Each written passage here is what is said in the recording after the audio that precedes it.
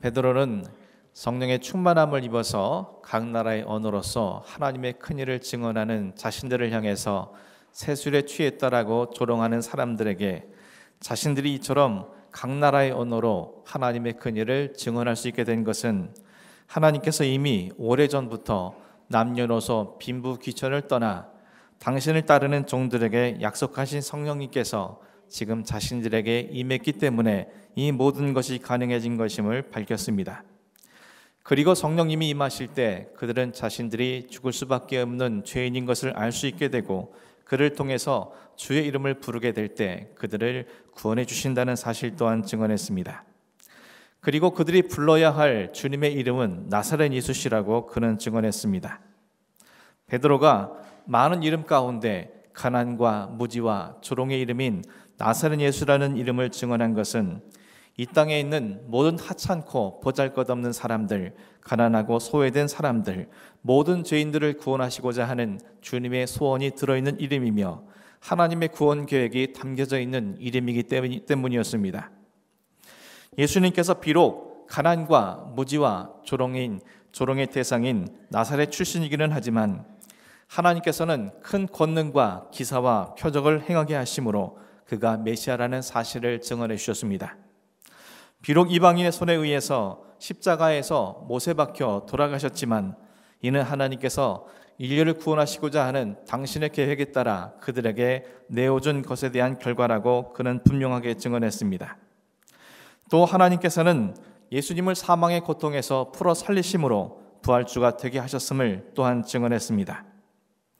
베드로는 유대인들이 가장 존경하는 다윗의 시편을 인용함으로 왕이자 선지자였던 다윗이 이미 1천년 전에 예수님께서 부활하실 그리스도이심을 예언하였으며 하나님께서 그 예수를 살리심으로 이 예언이 성취되었다는 것을 또한 선포했습니다.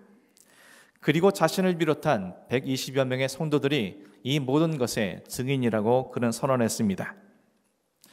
이제 오늘 본문을 통해서 사도 베드로는 자신이 지금까지 그들에게 선포한 모든 선포들을 마무리하려고 하고 있습니다. 오늘 본문 33절에서 35절까지 말씀입니다. 하나님이 오른손으로 예수를 높이심에 그가 약속하신 성령을 아버지께 받아서 너희가 보고 듣는 이것을 부어주셨느니라. 다윗은 하늘에 올라가지 못하였으나 친히 말하여 이르되 주께서 내 주에게 말씀하시기를 내가 내 원수로 내 발등상에 되게 하기까지 너는 내 우편에 앉아있으라 하셨도다 하였으니, 자신이 주님의 부활의 증인임을 자처했던 베드로는 하나님께서 온 우주 만물을 창조하시고 다스리시는 당신의 능력의 오른손으로 예수님을 높이셨다고 증언하고 있습니다.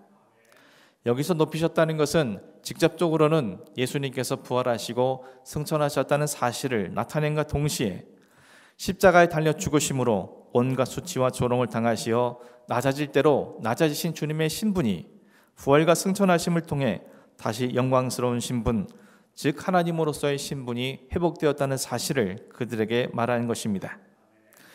그리고 예수님께서 승천하셔서 아버지이신 하나님으로부터 성령님을 받으시고 또한 그것을 자신들에게 부어주심으로 오늘 그들이 목격한 모든 현상들이 나타나게 되었다는 사실 또한 그들에게 증언했습니다.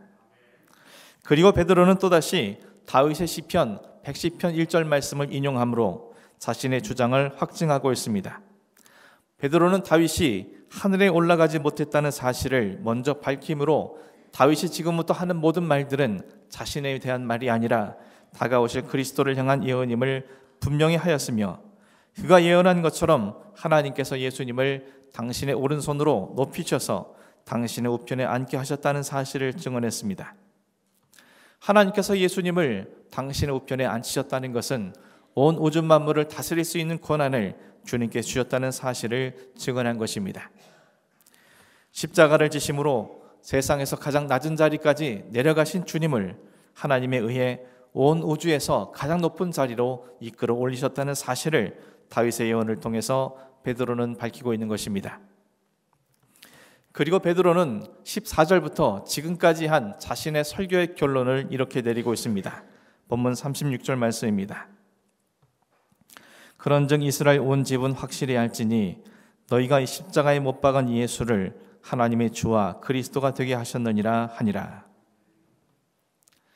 사도 베드로는 그런즉이라는 접속사를 통해서 지금부터 하는 말이 지금까지 한 모든 선포의 결론이라는 사실을 암시했습니다. 베드로는 자신 앞에 있는 유대인들을 향해서 이스라엘의 온 집이다 라고 지칭을 하고 있는 것을 볼 수 있습니다. 베드로가 지금 자신 앞에 있는 유대인들을 향해서 이스라엘의 온 집이라 굳이 칭하고 있는 것은 그들이 하나님으로부터 부르심과 선택을 입고 하나님을 섬기게 된 이스라엘 민족이라는 사실을 그들에게 상기시키기 위함이었습니다.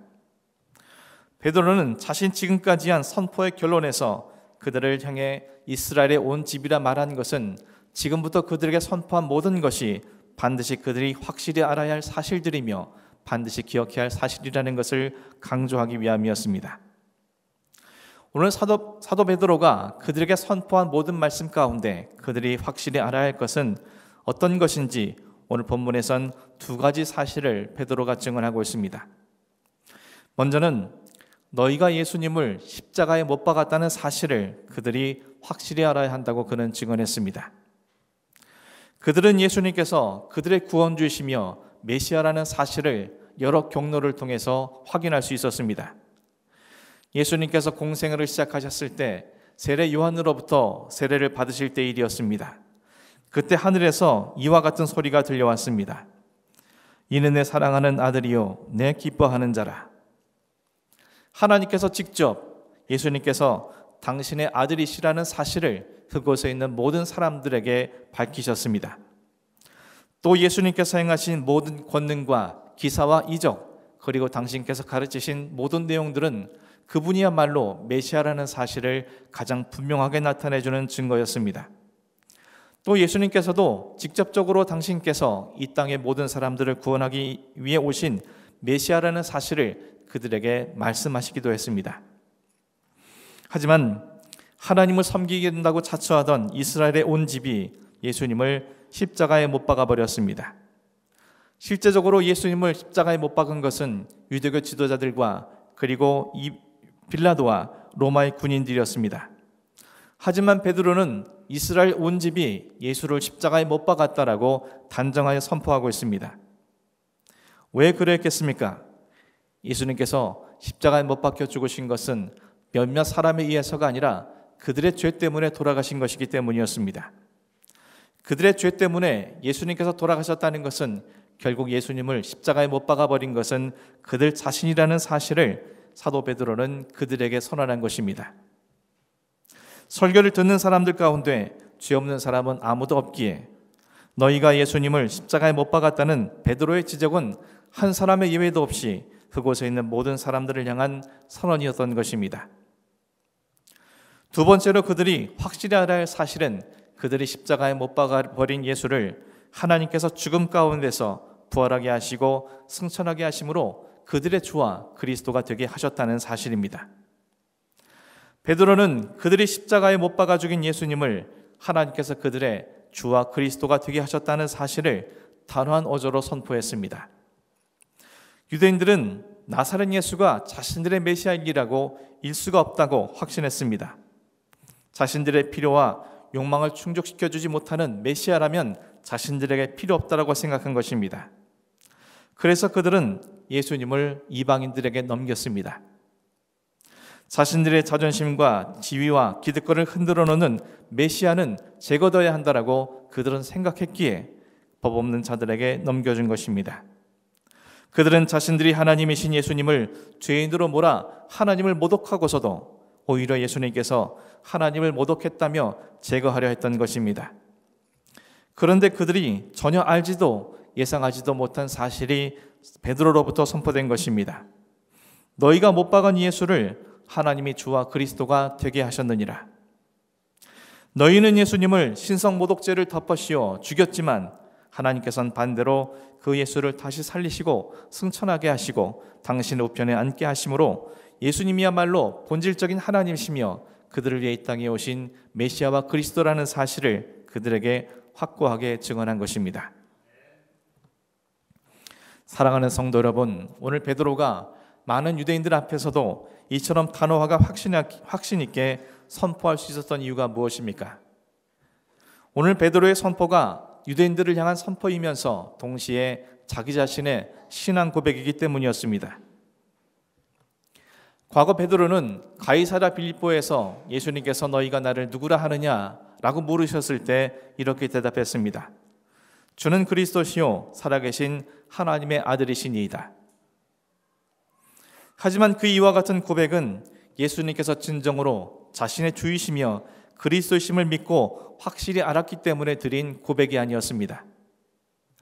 이러한 사실은 베드로의 신앙 고백 이후 예수님께서는 제자들에게 예루살렘에 올라가 장로들과 대제사장들과 서기관들에게 많은 고난을 받고 죽임을 당하고 제3일에 살아나야 할 것을 선포하셨습니다. 그때 보인 베드로의 반응을 통해서 그의 고백이 잘못되었다는 사실을 우리는 확인할 수 있습니다. 주님의 이와 같은 선포를 들은 베드로가 이렇게 반응했습니다. 베드로가 예수를 붙들고 항변하여 이르되 주여 그리 마옵소서 이 일이 결코 주께 미치지 아니하리이다.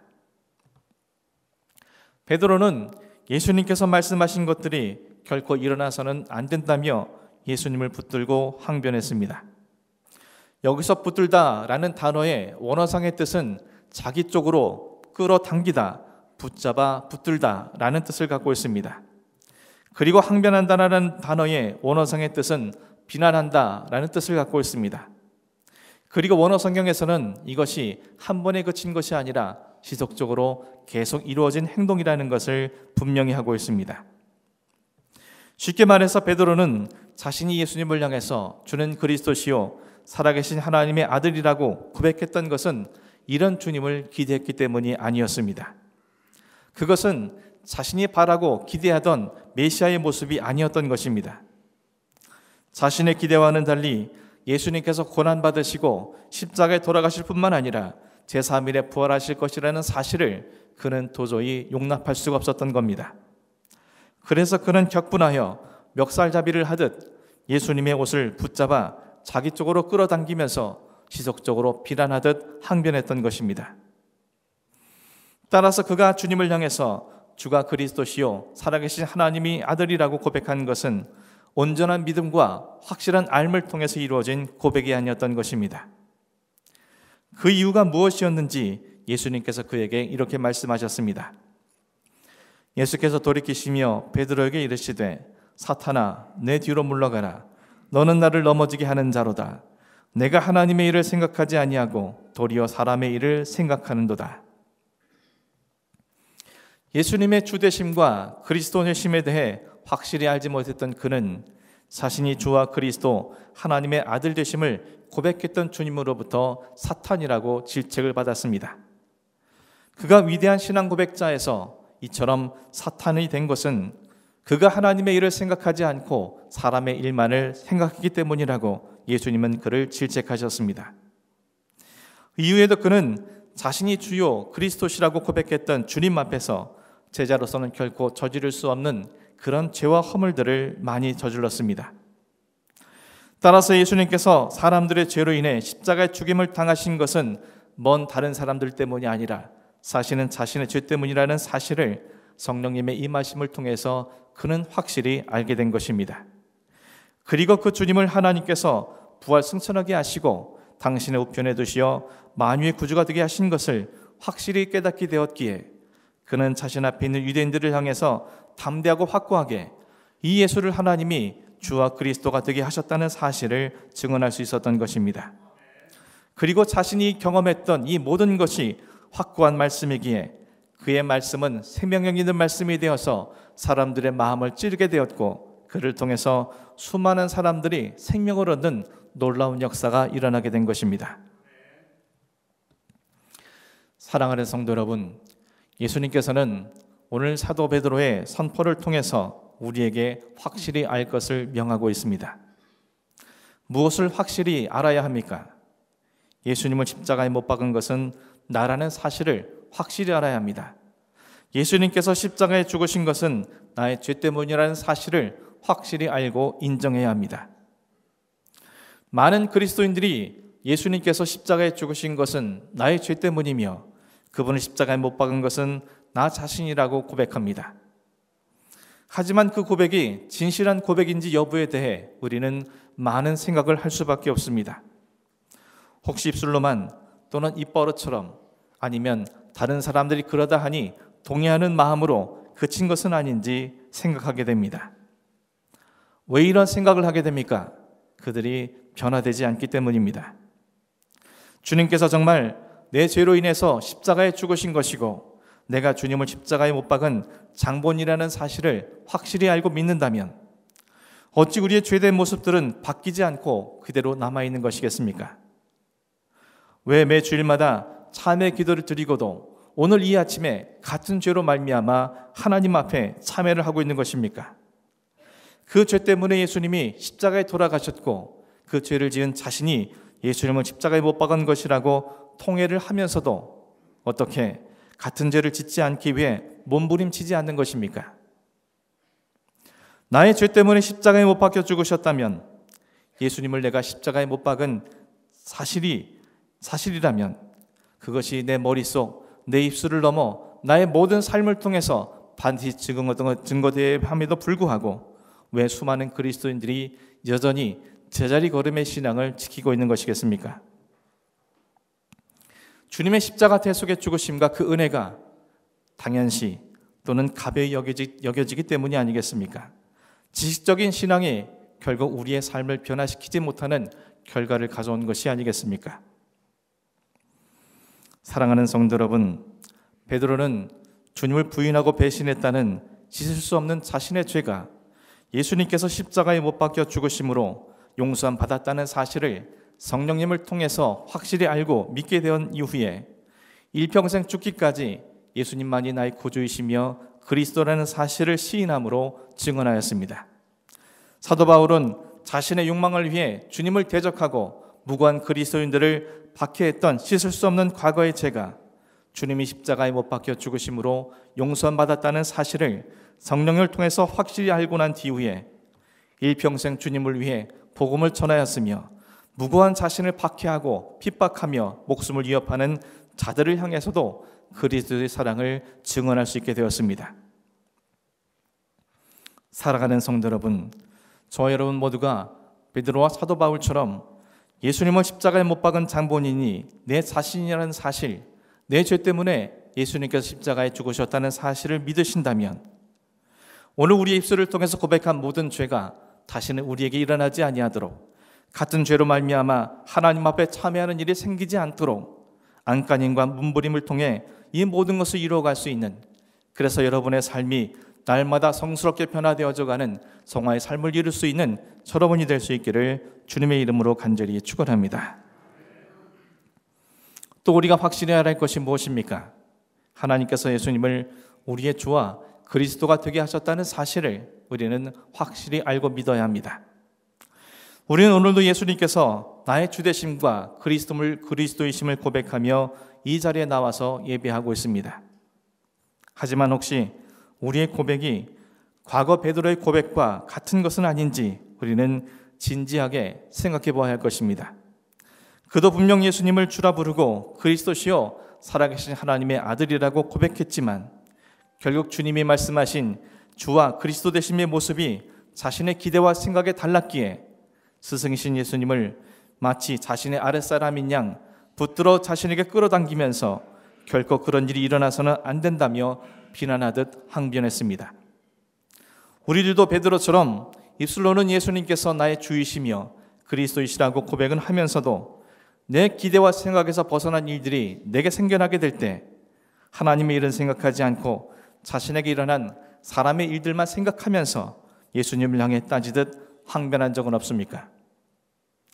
우리에게 세상의 부자가 아닌 하나님께 부유한 자가 되도록 하시기 위하여 주님께서 잠시 내 재물을 거두어 가실 때, 우리에게 영적인 건강을 주시기 위해 육적인 건강을 잠시 쇠하게 하실 때, 우리에게 진리와 생명의 길로 바르게 가게 하시기 위해 잠시 걸음을 멈추고 주님을 바라볼 수 있도록 작은 고난과 문제를 주실 때, 우리를 책임져 주실 수 있는 유일한 하나님을 바라보고 경험할 수 있도록 잠시 광야에 머물게 하실 때, 혹시 우리는 베드로처럼 나를 위해 일하시는 하나님의 일을 생각하지 아니하고 내게 일어나는 문제만을 생각하느라 믿음을 저버리고 사탄처럼 되어버린 적은 없습니까? 예수님을 진정 나의 주유 되심을 믿는다면 어떠한 일 앞에서도 그 주님을 신뢰하면서 흔들리지 않는 믿음으로 우리는 서 있어야 되지 않겠습니까? 예수님이 진정 나의 그리스도 되심을 믿는다면 어떤 상황에서도 우리를 건져내실 그 주님을 바라보면서 소망과 승리의 삶을 일구어야 하지 않겠습니까?